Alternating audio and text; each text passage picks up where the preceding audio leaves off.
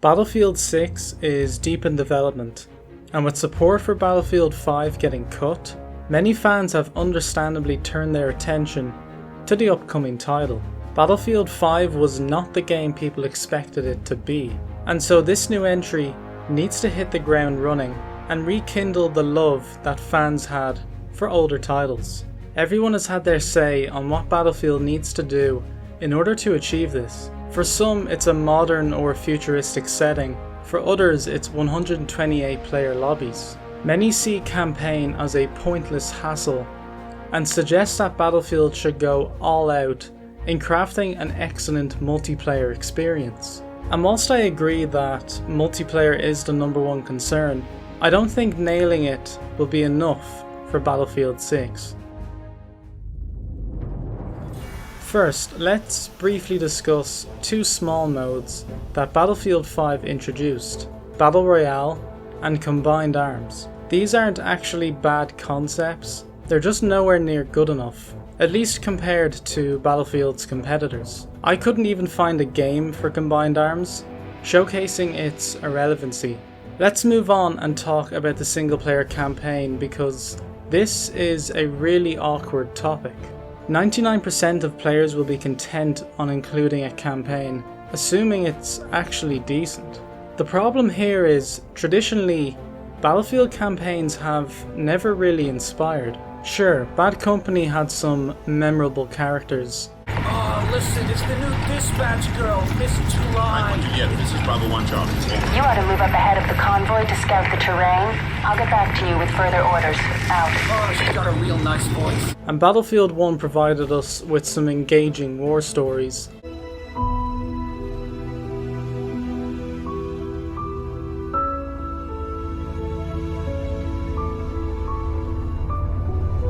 But overall, these experiences are shallow and honestly pointless. The last Battlefield campaign I played in its entirety was 4, and it was comically horrendous. I swear this shit is all fucked up. Cops all. So, should we scrap campaign? If DICE aren't confident in producing an exceptional single player, then yes. However, in my opinion, this really isn't an issue. Even with a top-notch campaign, the majority of players will spend the majority of time online.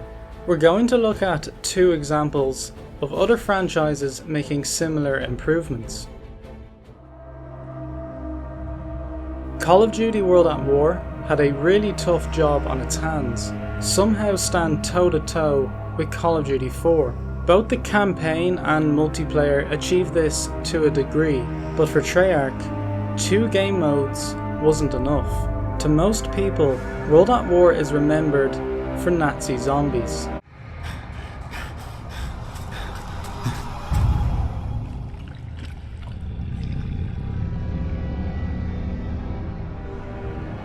Zombies, as it became known as, changed Call of Duty forever. It was such an addictive and intense experience that it solidified itself as a mainstay of the franchise. It was a mode to hop into after you spent 2 hours grinding online. Modern Warfare would jump on the trend too, introducing Spec Ops, which were specialised missions that helped extend the longevity of the game. Modern Warfare 3 gave us Survival, which was a wave-based horde-style mode similar to Zombies.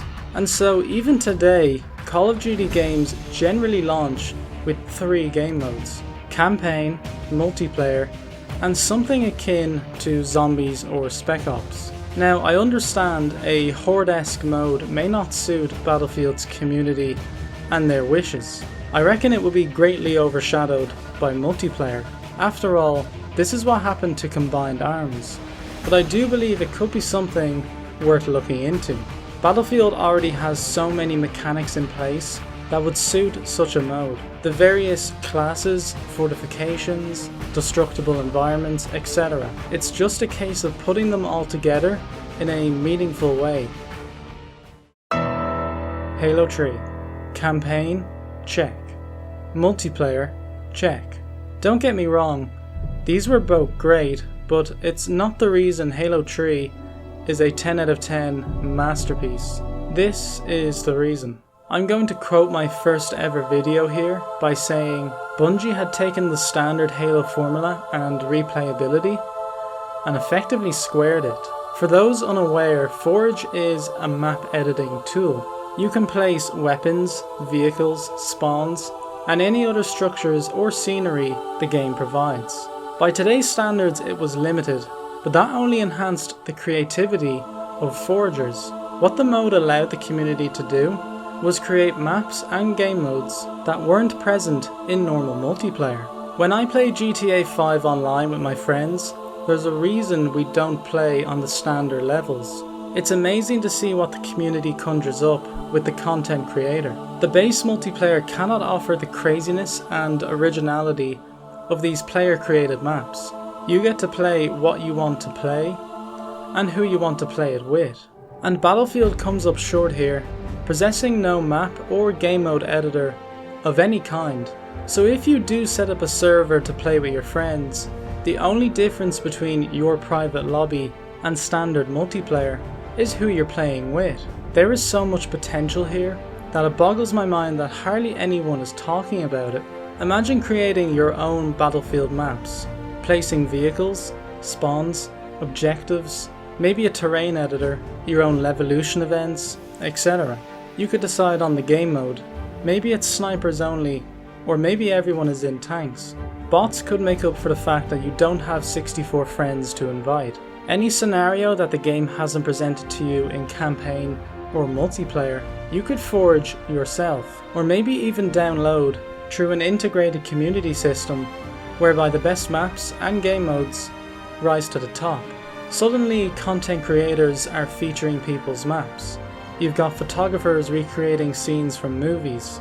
You provide those without access to online the ability to fight against bots. You create a whole network of people sharing maps, ideas, feedback, etc. Do you see what I mean?